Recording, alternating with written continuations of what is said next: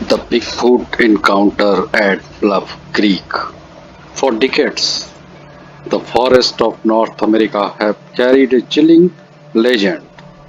A massive ape-like creature standing 7 to 9 feet tall, covered in dark hair, leaving behind enormous footprints. Locals call it Bigfoot.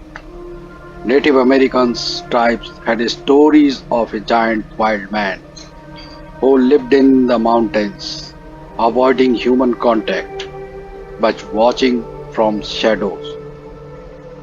Some tribes called it Sasquatch.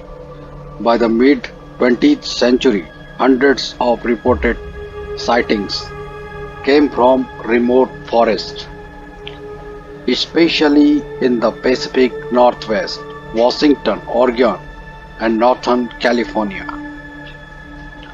One of the most famous incidents happened in October 1967 at Bluff Creek, California, and to this day it remains one of the most discussed encounters with Bigfoot.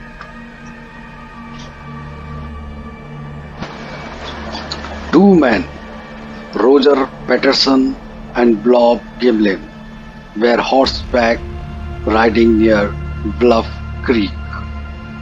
They weren't just adventurers, they were determined to find evidence of Bigfoot after hearing repeated sightings in the area. The forest was dense, tall redwoods towering above them, thick underbrush, and the sound of rushing water from the creek nearby. The air was damp, filled with pine, and unusually quiet, almost too quiet. Armed with 16 camera, Peterson was prepared. Gimlin carried a rifle just in case. They didn't know it yet, but that day they would capture something that would change cryptozoology forever.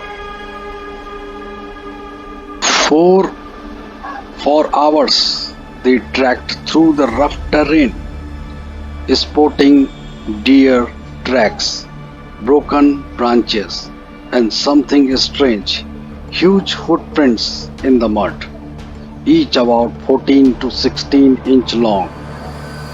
Patterson's heart raced. Bob, he whispered, this could be it.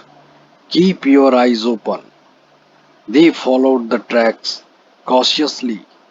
The forest grew eerily silent. No birds, no movement, only the sound of their horses stepping on dry branches echoed through the woods. Suddenly, the horses became restless, snorting and stomping nervously. Animals sense danger before humans do. The man knew something was close.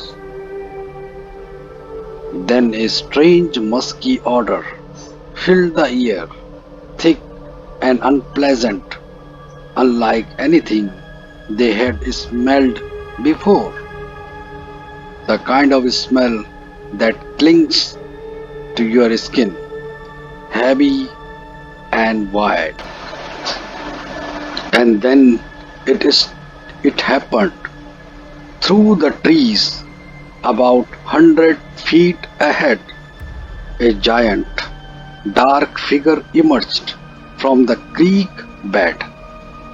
It was massive, nearly 8 feet tall, shoulders broad, arms swinging.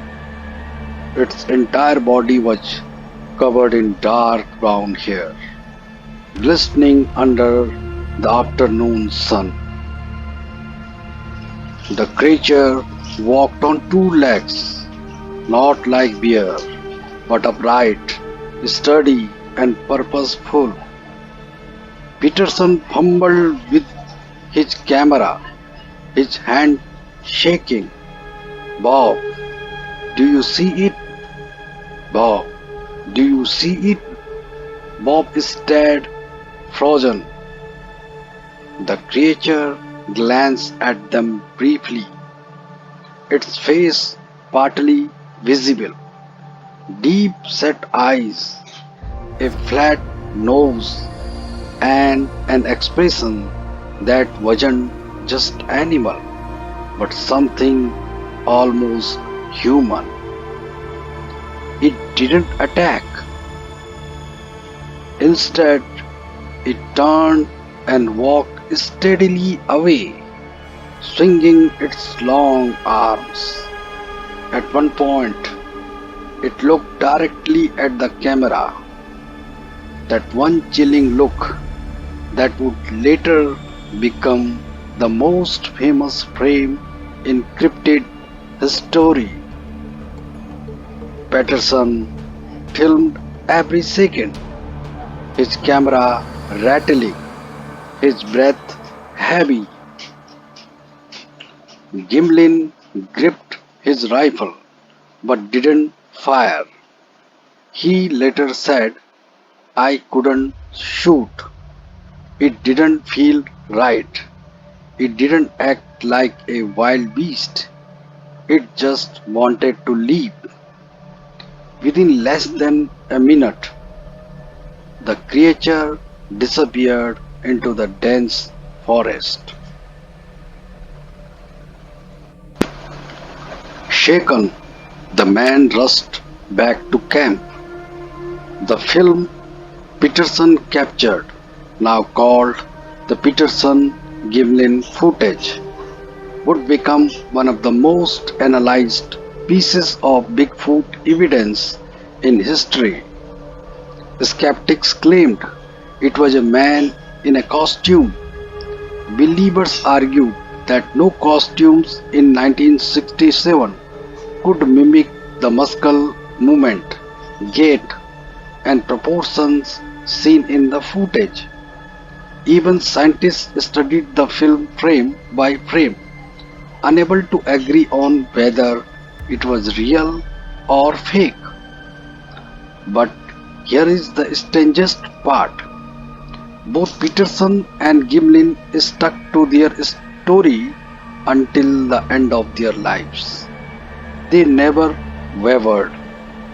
They never confessed to a hoax.